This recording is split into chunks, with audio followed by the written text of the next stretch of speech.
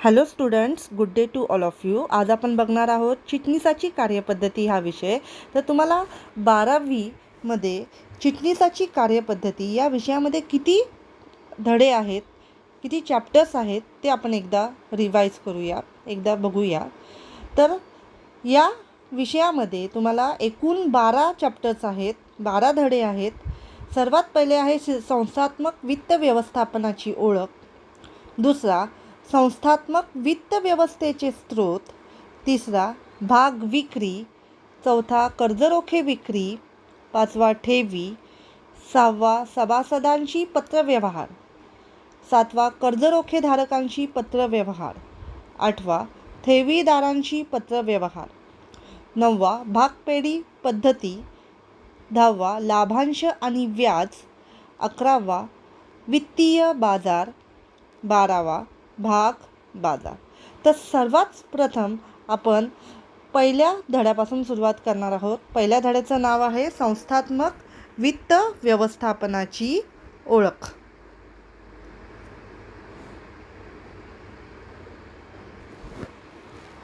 तर संस्थात्मक वित्त व्यवस्थेचा अर्थ काय आहे, सर्वात पहिले ते बघूया आपण. संस्थात्मक वित्त व्यवस्था ही संस्थेसाठी निधी उपलब्धता व त्याचा योग्य विनियोग याच्याशी संबंधित असते. संस्थेच्या कार्यांना वित्त पुरवठा करणे, भांडवल संरचना, गुंतवणूक निर्णय यांच्याशी ती संबंधित असते. म्हणजे वित्त व्यवस्थापन म्हणजे काय? जेव्हा पण आपण एखादा कार्य किंवा एखादा बिझनेस धंदा सुरू करतो, तेव्हा त्या व्यक्तीसाठी त्या धंद्यासाठी कशाची आवश्यकता असते? वित्ताची. म्हणजेच काय? पैसा. म्हणजे वित्त म्हणजेच काय? थोडक्यात असणारे पैसा.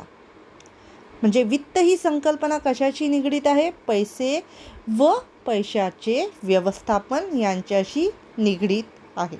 मग हा गोळा केलेला पैसा किंवा तो पैसा कोणत्या पद्धतीने गोळा करायचा आहे, त्याचा उपयोग कशा पद्धतीने करायचा आहे, म्हणजे कोणकोणती कार्ये त्या उद्योगधंद्यामध्ये आहे, तर त्या कार्यांना कशा प्रकारे तो आपण पैसा पुरवला पाहिजे किंवा भांडवलाची संरचना कशी केली पाहिजे आणि ते गोळा केलेले भांडवल कोणत्या कार्यांमध्ये गुंतवणूक त्याची केली पाहिजे, या प्रकारचे निर्णय यामध्ये केले जातात.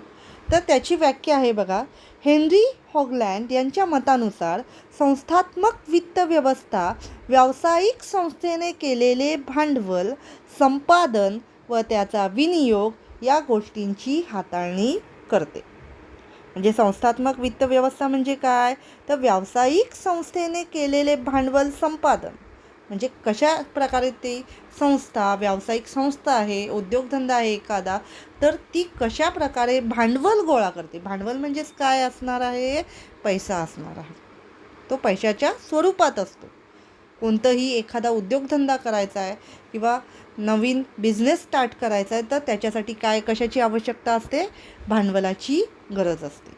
तर तो भांडवल कशा प्रकारे गोळा करणार आहे ती संस्था आणि त्याचा वापर कशा प्रकारे करणार आहे याचा समावेश इथे होतो. तर संस्थात्मक वित्त व्यवस्थेमध्ये वित्तीय नियोजन, भांडवली बाजारपेठ, मुद्रा बाजार, भाग भांडवल बाजार यांचा अभ्यास असतो. भांडवल निर्मिती, विदेशी भांडवल यांचाही समावेश यात केला आहे.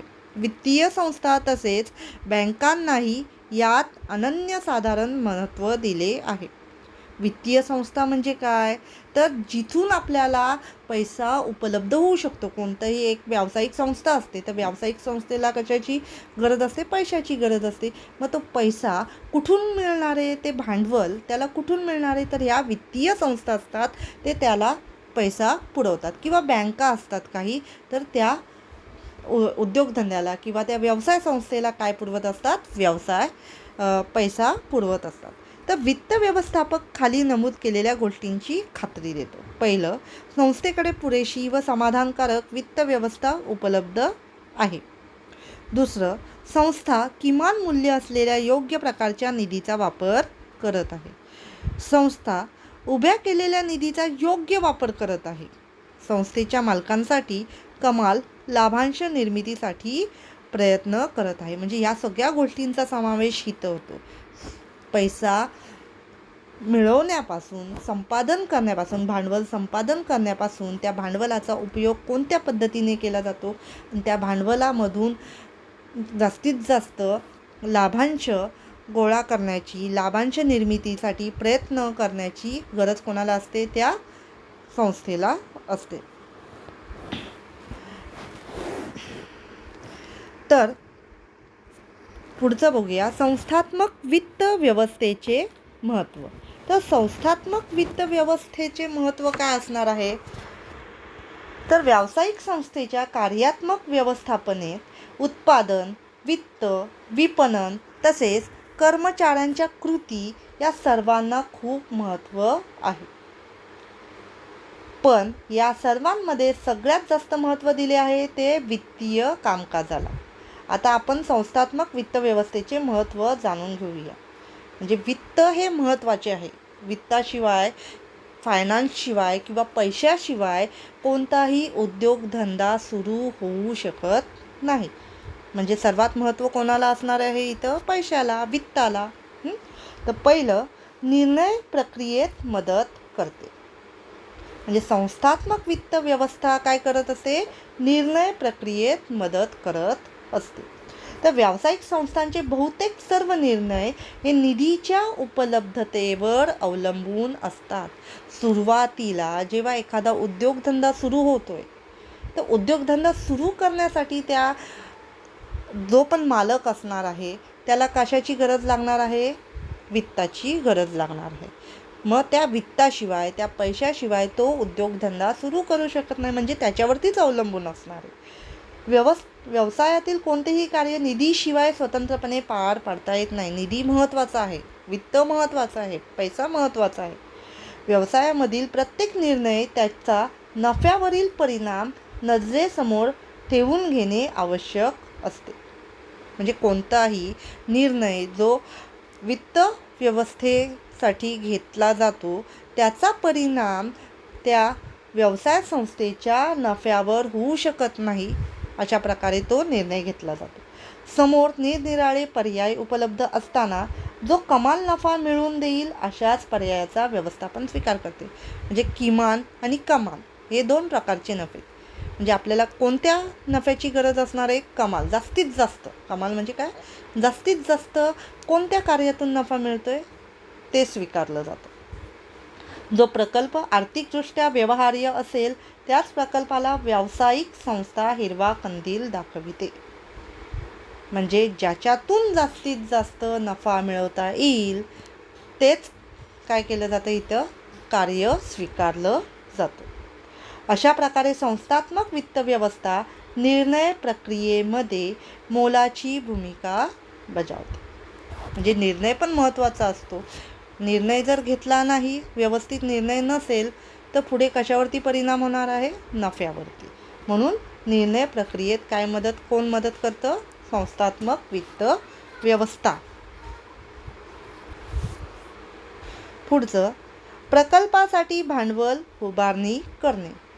तर जेव्हा एखादी व्यावसायिक संस्था नवीन उपक्रमात पाऊल टाकते तेव्हा तिला भांडवल उभारणी करणे आवश्यक असते. म्हणजे कोणतंही नवीन कार्य करायचं, व्यवसाय संस्था आहे ती कोणतंही नवीन एखादं प्रोजेक्ट घेत आहे, प्रकल्प घेत आहे, मग त्या प्रकल्पासाठी त्याला कशाची गरज असते? भांडवलाची गरज असते. मग भांडवल उभारणीसाठी व्यावसायिक संस्था समभाग, कर्जरोखे, बंधपत्रे यांची विक्री करते किंवा बँकेची कर्ज घेते. म्हणजे जेव्हा पण एखादी व्यवसाय संस्था आहे आणि तिला एखादा प्रकल्प घेतला आहे तिने हातामध्ये, कोणता एखादा प्रोजेक्ट आहे, तर तो पार पाडण्यासाठी, नवीन कार्य पार पाडण्यासाठी एकतर काय करणार आहे? समभाग विक्री करू शकते किंवा कर्जरोखे विक्री करू शकते, बंधपत्रे यांची विक्री करू शकते किंवा याच्या पलीकडे ते काय करू शकतात? बँकेकडून कर्ज घेऊ शकतात. पुढचं, संशोधन व विकास कार्यात मदत करते. तर व्यावसायिक प्रकल्पांसाठी संशोधन, विकास व तपशीलवार शोधकार्य हाती घ्यावे लागते. प्रकल्पाच्या अंमलबजावणीसाठी त्याची तांत्रिक बाजू सविस्तरपणे समजून घेणे आवश्यक असते. या प्रक्रियेला बराच कालावधी लागतो. त्यासाठी संशोधनाच्या या कालावधीमध्ये सतत निधी उपलब्ध करून द्यावा लागतो. यासाठी अविरत अशा आर्थिक आधाराची आवश्यकता असते. म्हणजे संशोधन आणि विकास हे सतत चालणारे कार्य आहे. कोणतीही एखादी व्यवसाय संस्था असेल, उद्योगधंदा असेल, तर तिथे जास्तीत जास्त नफा मिळवण्यासाठी, ग्राहक मिळवण्यासाठी, आणखीन काही कार्य करण्यासाठी कशाची गरज असते? संशोधन आणि विकास. मग त्याच्यासाठी भरपूर भांडवल लागतं, पैसा गुंतवावा लागतो. तर जुन्या उत्पादित वस्तूंची श्रेणी सुधारून किंवा नवीन वस्तूंचे उत्पादन विकसित करून ग्राहकांना आकर्षित करावे लागते. जुनं एखादं उत्पादन असेल त्यांचं, तर त्याच्यामध्ये आणखीन आपण काही सुधारणा करू शकतो का? किंवा नवीन उत्पादन करून ग्राहकांना आकर्षित करू शकतो का? या सगळ्या गोष्टी त्यांना बघाव्या लागतात. अशा कामासाठी कंपनीला बाजार सर्वेक्षण करण्याकरिता तसेच बाजाराचे विश्लेषण करण्याकरिता व्यक्ती नेमाव्या लागतात. अशा कारणासाठी आर्थिक आधाराची गरज असते. म्हणजे काय इथे काय लागतो? पैसा लागतो, वित्त लागतं. पुढे व्यवसाय सुरळीत चालण्यास मदत करते. म्हणजे जर एखाद्या व्यवसाय संस्थेकडे पुरेसा निधी असेल, पुरेसे भांडवल असेल, तर तो व्यवसाय कधीच बंद पडत नाही. म्हणजेच कायम स्वरूपी तो चालण्यास कशाची इथे मदत होते? निधीची, त्या वित्ताची मदत होते. तर निधीचा ओघ सुरळीत असेल तरच कर्मचाऱ्यांचे पगार वेळेत देता येतात. जर वेळेत पगार दिले नाहीत तर ते काय करतील? कामगार स्ट्राईकवरती जातील, संपावरती जातील. म्हणजे काम मध्येच थांबलं. म्हणजे जर त्या कंपनीकडे, त्या व्यवसाय संस्थेकडे निधी पुरेसा असेल तर त्या कामगारांचे पगार व्यवस्थित देता येतात किंवा कर्जाऊ रकमेची परतफेड वेळेत करता येते. बँकेकडनं कर्ज घेतलेले असेल तर त्याचे हप्ते फेडता येतात. कच्च्या मालाची जेव्हा गरज भासते तेव्हा ते विकत घेता येते. कच्चा माल लागतो ना, एखादं उत्पादन तयार करायचं आहे त्याच्यासाठी ते कच्चा माल विकत घेतात, त्याच्यासाठी गरज लागते. उत्पादित वस्तूंचे विक्री संवर्धन तसेच नवीन वस्तूंचे उत्पादन बाजारात आणण्यासाठी याची मदत होते. ॲडव्हर्टाइजमेंट करायचे, जाहिरात करायचे, सेल्स प्रमोशन करायचं आहे, तर या सगळ्यासाठी कशाची मदत होते? इथे वित्ताची. पुढे विविध व्यावसायिक कार्यांमध्ये समन्वय साधते. आता अनेक कार्य असतात व्यावसायिक संस्थेमध्ये, अनेक प्रकारचे कार्य असतात. एकच प्रकारचं कार्य नसतं. उत्पादन असतं, विक्री असतं, बऱ्याच प्रकारची कार्य असतात. मग ह्याच्यामध्ये समन्वय साधून आणणे. संस्थात्मक वित्त व्यवस्था संस्थेतील सर्व कार्यांवर नियंत्रण तसेच समन्वय ठेवण्यात महत्त्वपूर्ण भूमिका पार पाडते. वित्त विभाग पुरेशा भांडवलाचा पुरवठा करू शकत नाही असा विचार करणे सुद्धा कठीण आहे. कारण जर वित्त विभागाने कच्च्या मालाच्या खरेदीसाठी आवश्यक निधींचा पुरवठा न केल्यास आणि दैनंदिन व्यवहार सुरळीत चालण्यासाठी लागणाऱ्या आर्थिक गरजांची पूर्तता न केल्यास उत्पादन विभागाचे काम चालविणे खूप कठीण आहे. यामुळे उत्पादन क्षमतेला झळ पोहोचेल व याचे पर्यावसन विक्री, कंपनीचे उत्पन्न, गुंतवणुकीचा दर या सगळ्यांवर त्याचा परिणाम होईल. म्हणूनच प्रत्येक विभागाची कार्यक्षमता प्रभावी आर्थिक व्यवस्थापनावर अवलंबून असते. म्हणजे कोणताही पैसा, गोळा केलेला पैसा, भांडवल, तो योग्य प्रकारे काय करायचं आहे? गुंतवणूक करायची, कसा वापर करायचा आहे, हे कशावरती अवलंबून असते? वित्त व्यवस्थेवरती. म्हणून वित्त व्यवस्था महत्त्वाची आहे. पुढे 6, विस्तार व विविधीकरणाला प्रोत्साहन देते. छोटा जो उद्योग असतो, एखादी व्यवसाय संस्था छोटी असेल, मग त्याचा विस्तार चांगल्या प्रकारे कसा होऊ शकतो? शाखा कशा वाढू शकतात? यासाठी वित्त व्यवस्था महत्त्वाची आहे. ते विस्तारीकरण, विविधीकरणासाठी आधुनिक यंत्रसामग्रीची व आधुनिक तंत्रज्ञानाची आवश्यकता असते. संस्थात्मक वित्त व्यवस्था आधुनिक यंत्रसामग्री तसेच आधुनिक तंत्रज्ञान खरेदी करण्यासाठी पैसे उपलब्ध करते. म्हणूनच कंपनीच्या विस्तारीकरणासाठी तसेच विविधीकरणासाठी वित्त अनिवार्य असते. पुढे व्यवस्थापकीय जोखीम हाताळणे. आता जोखीम पण असतात, जसं फायदा पण असतो, नफा असतो एखाद्या व्यवसाय संस्थेत, तर जोखीम पण असतात. त्या जोखीमीसाठी कशाची गरज लागते? वित्त व्यवस्थेची गरज लागते. तर अचानक विक्रीत झालेली घट, विक्री होत होती पण अचानक काहीतरी कारणं निर्माण झाली की ज्याच्यामुळे त्या एखाद्या उत्पादनाची विक्री कमी झाली. नैसर्गिक आपत्ती आहे, त्याच्यामुळे तोटा झाला आहे, किंवा संपामुळे झालेला तोटा आहे. कामगार संपावरती गेले, मग त्याच्यामुळे उत्पादन थांबलं, मग त्याच्यामुळे तोटा झाला आहे त्यांना. तर अशा प्रकारच्या अनेक जोखिमा कंपनीला हाताळाव्या लागतात. अशा व्यावसायिक जोखिमी हाताळण्यासाठी कंपनीला आर्थिक व्यवस्थापनाची गरज असते. आर्थिक व्यवस्थापन इथे महत्त्वाचं असतं. वित्त व्यवस्थापन म्हणजेच आर्थिक व्यवस्थापन. तर पुढे जुन्या मालमत्ता बदलणे. आता जुन्या मालमत्ता असतात, सुरुवातीला ज्या मालमत्ता खरेदी केलेल्या असतात, काही पण असेल, मशिनरी असेल, बिल्डिंग असेल, लँड असेल, या प्रकारच्या ज्या मालमत्ता होतात त्या काही कालावधीनंतर जुन्या होतात, मग त्या बदलाव्या लागतात. जागा बदलावी लागते किंवा यंत्रसामग्री बदलावी लागते. तर ह्यासारख्या मालमत्ता बदलाव्या लागतात. त्याच्यासाठी सुद्धा काय इथे वित्त महत्त्वाचं असतं. तर यंत्रसंच व यंत्रसामग्री काळानुरूप जुनी झाली की कालबाह्य होतात. जुनी झाली की काय होतात, त्या खराब होतात, उत्पादन कमी द्यायला लागतात. मग त्याच्यासाठी नवीन यंत्रसामग्री घेण्यासाठी निधीची आवश्यकता असते, आर्थिक सहाय्य लागतं. पुढे लाभांश आणि व्याज देण्यासाठी मदत करते. लाभांश कशावरती मिळतं आपल्याला? भागांवरती. जे पण भाग असतात त्याच्यावरती काय मिळतं? लाभांश. जे पण आपण एखादी व्यवसाय संस्था भाग विक्री करते, त्या भाग विक्रीवरती त्या गुंतवणूकदारांना काय मिळतं? लाभांश मिळतं.